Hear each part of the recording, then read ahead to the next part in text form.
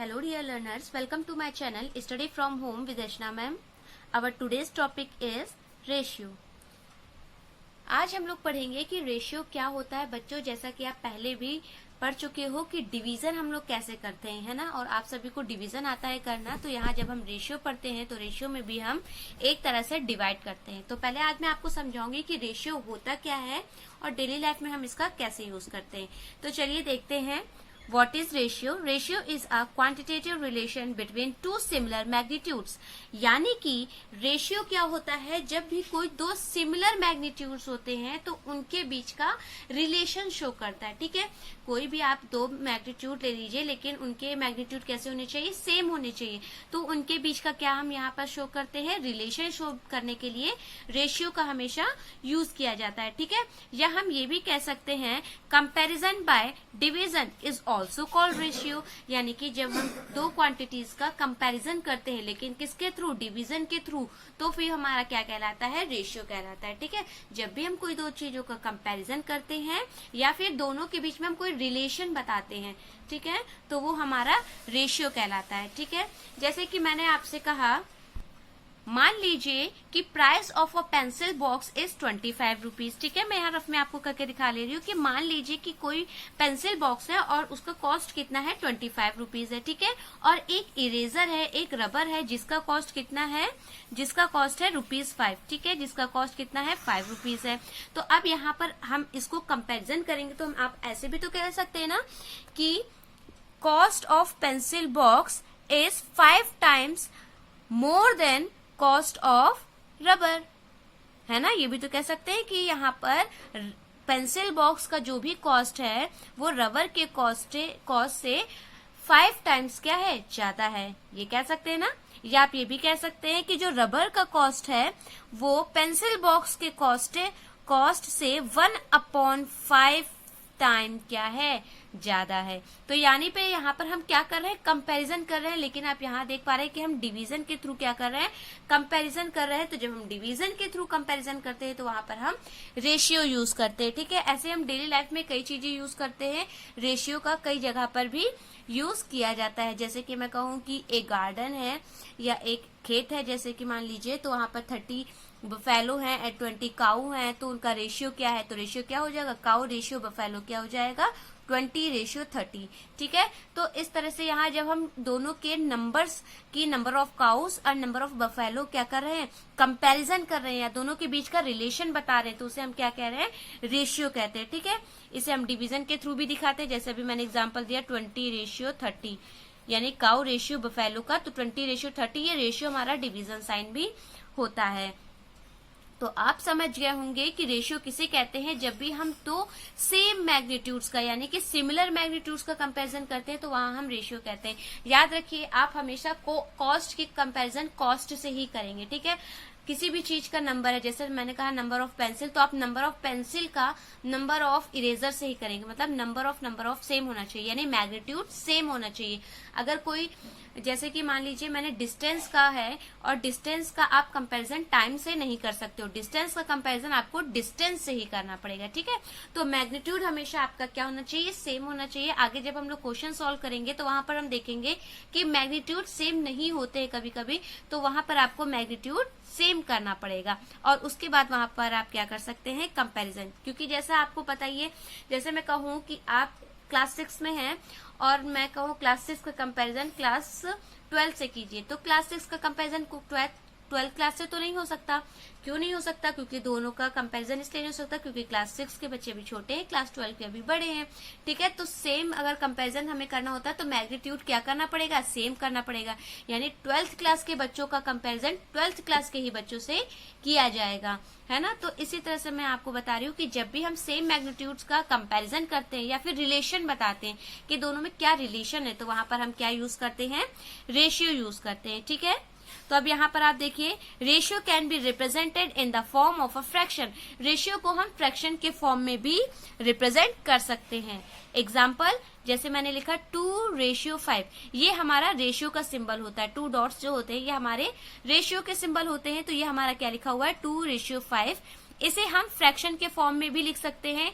यहाँ है 2 और ये जो हमारा रेशियो इसे हम अपॉन लगाएंगे और ये हमारा 5, यानी 2 हमारा न्यूमरेटर और 5 हमारा डिनोमिनेटर हो जाएगा। ठीक है, तो आप समझ गए कि रेशियो को हम कैसे रिप्रेजेंट करते हैं, रेशियो का सिंबल होता है और रेशियो को हम कैसे डेली लाइफ में यूज करते हैं। एक मोस्ट इंपॉर्टेंट थिंग मैं आपको बता दूं कि ratio has no unit, ratio की कोई भी यूनिट नहीं होती है। जबकि इससे पहले जो भी हम लोग पढ़ रहे थे मेजरमेंट या कुछ भी पढ़ रहे थे, सबके हम यूनिट लिखते थे, है ना। लेकिन रेशियो की कोई भी यूनिट नहीं होती है क्योंकि ये फ्रैक्शन में होता है। ठीक है, जैसे मान लीजिए मैंने कहा 2 किलोमीटर और 5 किलोमीटर, ये 2 किलोमीटर और ये 5 किलोमीटर, तो किलोमीटर से किलोमीटर क्या हो गया, कैंसिल, तो यहाँ कोई यूनिट नहीं बची है ना। यानी कि रेशियो की कोई भी यूनिट नहीं होती है। तो अगर आपसे कोई पूछे बताइए रेशियो की क्या यूनिट है या इस रेशियो का क्या यूनिट आएगा, तो आप बता दीजिए रेशियो का कोई भी यूनिट नहीं होता है। तो चलिए अब हम आगे यहाँ पर क्वेश्चन सॉल्व करते हैं। Let's see question number 1, express the following ratio into fraction. आपको ये रेशियो दिए हुए हैं, इन्हें आपको फ्रैक्शन में रिप्रेजेंट करना है। ठीक है, फ्रैक्शन में से हम कैसे लिखेंगे, तो जैसा कि अभी मैंने आपको बताया कि सारे ही रेशियो को हम फ्रैक्शन में लिख सकते हैं। ये हमारा लिखा है 17, तो ये हमारा आ जाएगा 17। रेशियो का सिंबल अपॉन में चेंज हो जाएगा यानी डिवीजन में, और ये अपॉन में हमारा कितना आ जाएगा 59। तो हम इस तरह से रेशियो को हमने किसमें चेंज कर दिया है, फ्रैक्शन में चेंज कर दिया है। यही हमारा आंसर हो गया। ठीक है, सेम इसी तरह से यहाँ पर देखिए बी वाला जो क्वेश्चन है, इसमें भी आपको 18 रेशियो 61 है। इस रेशियो को हमें फ्रैक्शन में चेंज करना है, तो इसे हम जब फ्रैक्शन में चेंज करेंगे तो 18 न्यूमरेटर हो जाएगा और 61 हमारा क्या हो जाएगा, डिनोमिनेटर हो जाएगा। ठीक है, तो यहाँ देखिए हमने न्यूमरेटर अपॉन डिनोमिनेटर कर दिया है, यानी इसे हमने फ्रैक्शन में चेंज कर दिया है। चलिए देखते हैं question number 2। Let's see question number 2. Find 3 equivalent ratio of 5:6। यानी कि यहाँ हमसे कहा गया है कि हमें 5:6 के 3 इक्विवेलेंट रेशियो फाइंड करने हैं। तो आपने इक्विवेलेंट तो पहले से ही आप सभी जानते हैं कि हम लोग इक्विवेलेंट किसे कहते हैं ना। हम लोग ने इक्विवेलेंट फ्रैक्शन फाइंड करना सीखा है क्लास 5 में, और इस क्लास में भी क्लास 6 में भी हमने फ्रैक्शन चैप्टर में इक्विवेलेंट फ्रैक्शन निकालना सीखा है। लेकिन आज हम देखेंगे कि इक्विवेलेंट रेशियो कैसे निकालते हैं। तो देखिए कभी भी जब ये रेशियो दिया हुआ है तो रेशियो को हम लोग किसमें चेंज कर सकते हैं, रेशियो को हम लोग फ्रैक्शन में चेंज कर सकते हैं।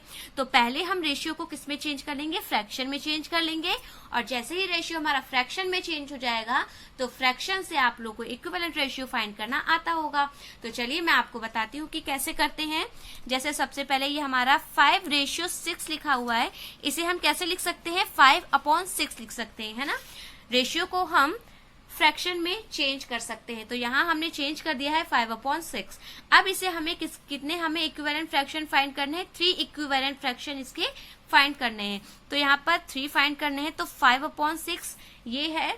तो इक्विवेलेंट फ्रैक्शन कहते किसे हैं, इक्विवेलेंट फ्रैक्शन उसे कहते हैं जब हम ऐसे फ्रैक्शन लिखें जिनकी वैल्यू हमारी क्या हो, इक्वल हो। जैसे अगर हम 5/6 लिखें या हम लिखे 10/12, तो इसकी वैल्यू क्या होगी, सेम, क्योंकि कट होकर वो दोबारा 5/6 आ जाएगा। ठीक है, तो ये हमारा सेम होगा, तो इसे हम इक्विवेलेंट फ्रैक्शन कहते हैं। तो इक्विवेलेंट फ्रैक्शन, पहले हमने इसको फ्रैक्शन में चेंज कर लिया, अब इसे इक्विवेलेंट में करने के लिए पहला ये है हमारा 5/6, इसे हम किससे मल्टीप्लाई कर देंगे, 2/2 से मल्टीप्लाई कर देंगे।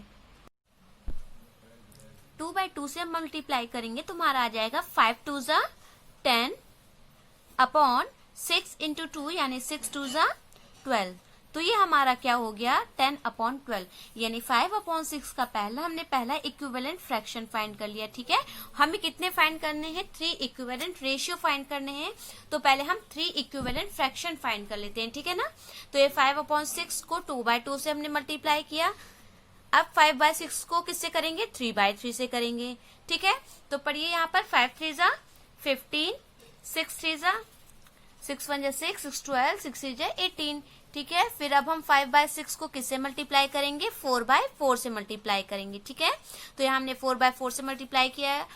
What is the result, result will be 5 × 4, 5×4 = 20 upon 6×4 = 24। यानी कि हमने यहाँ पर देखा कि हमने 3 फ्रैक्शन, इक्विवेलेंट फ्रैक्शन फाइंड कर लिए। ठीक है, यहाँ तो मैं आपको लिखकर बता रही हूँ, वैसे आप ओरल भी इसको कर सकते हो। जैसे 5/6 है तो दूसरा क्या हो जाएगा, 5 का आ जाएगा 2/2 से मल्टीप्लाई करोगे तो 10/12। ठीक है, फिर 5/6 को 3 से करोगे तो 5 3 15, 6 3 18, फिर 5/6 को 4 से करोगे 5 4 20, 6 4 24। ठीक है, यहाँ मैंने आपको मल्टीप्लाई करके भी दिखा दिया। तो यहाँ हमारे 3 हमने क्या फाइंड कर लिए हैं, 3 इक्विवेलेंट फ्रैक्शन फाइंड कर लिए हैं। तो चलिए राइट डाउन करते हैं।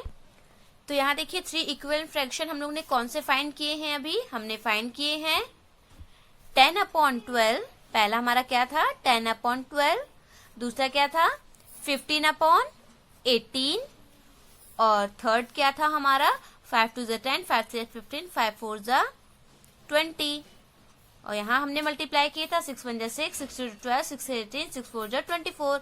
अभी हमने आपको इक्विवेलेंट फ्रैक्शन फाइंड करके बताया ना, तो ये देखिए यहाँ 3 इक्विवेलेंट फ्रैक्शन ये हो गए। लेकिन हमें इक्विवेलेंट फ्रैक्शन नहीं फाइंड करने थे, हमें क्या फाइंड करने थे, इक्विवेलेंट रेशियो फाइंड करने थे। तो आप लोग इक्विवेलेंट रेशियो फाइंड करना अच्छे से जानते हैं, कैसे, क्योंकि हम सभी को पता है कि यहाँ अगर ये फ्रैक्शन में है तो इसे हम रेशियो में रिप्रेजेंट कर सकते हैं। जैसे लिखा है 10/12, तो इसका रेशियो क्या बन जाएगा 10/12। 15/18 है तो इसका रेशियो क्या बन जाएगा 15/18, है ना, ये हो जाएगा 20/24। तो इस तरह से हमने यहाँ पर फ्रैक्शन भी फाइंड कर लिया इक्विवेलेंट, और इक्विवेलेंट रेशियो भी उसी की हेल्प से हमने फाइंड कर लिया। तो चलिए यहाँ लिखते हैं 3 इक्विवेलेंट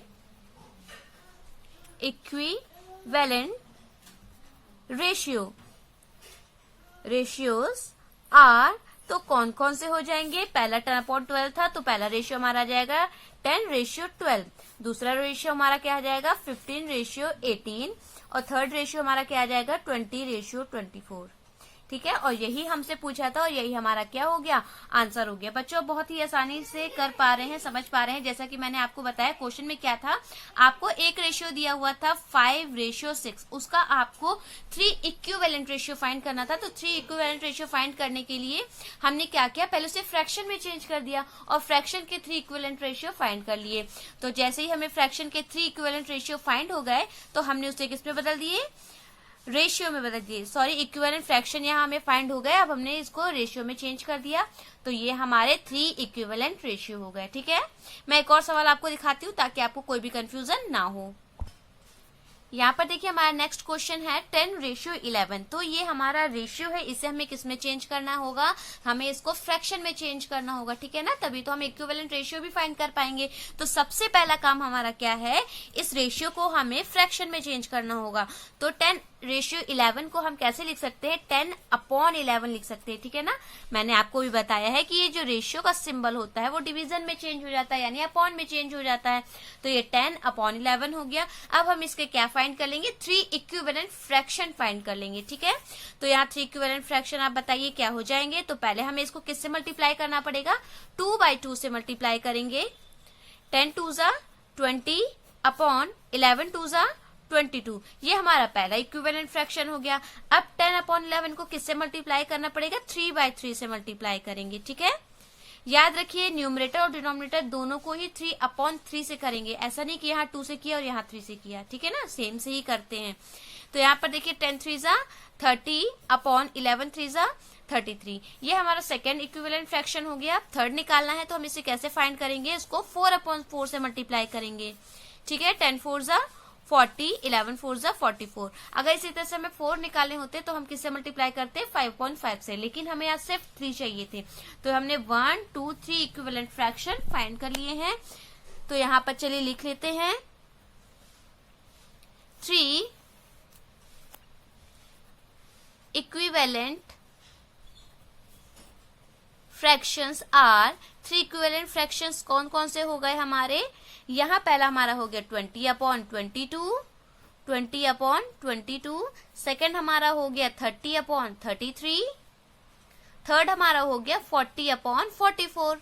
लेकिन हमें इक्विवेलेंट फ्रैक्शन नहीं फाइंड करना था, हमें फाइंड क्या करना था, इक्विवेलेंट रेशियो फाइंड करना था। तो इक्विवेलेंट फ्रैक्शन को हमें किसमें चेंज कर देना पड़ेगा, इक्विवेलेंट रेशियो में हम यहाँ पर चेंज कर देंगे। ठीक है, तो चलिए यहाँ पर हम लिख देते हैं 3 इक्विवेलेंट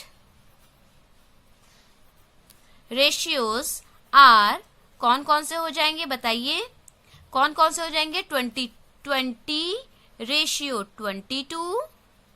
सेकेंड हमारा क्या हो जाएगा? 30 रेशियो 33, 30 रेशियो 33। और थर्ड हमारा क्या हो जाएगा? 40 रेशियो 44। तो थर्ड हमारा क्या हो जाएगा? 40 रेशियो 44। ठीक है, तो हमने बहुत ही आसानी से ये 3 हमने क्या फाइंड कर लिए हैं? इक्विवेलेंट रेशियो फाइंड कर लिए हैं। तो ये क्वेश्चन आपको समझ में आए होंगे। ठीक है, तो ये क्वेश्चन आपको अगर समझ में आए हो और वीडियो पसंद आई हो तो वीडियो को लाइक कर दीजिए, और चैनल को अगर अभी तक आपने सब्सक्राइब नहीं किया है तो इसे सब्सक्राइब कर दीजिए, और सब्सक्राइब करने के बगल में ही बेल आइकन बनकर आ रहा होगा, उसमें ऑल पर आपको प्रेस करना है। ठीक है, जिससे मेरे आने वाले वीडियोस की नोटिफिकेशंस आपको मिलती रहें। ठीक है, आप मेरे साथ सपोर्ट करिए, आप अपने दोस्तों को और अपने रिलेटिव्स को भी वीडियो ज्यादा से ज्यादा शेयर कीजिए। Okay, thank you.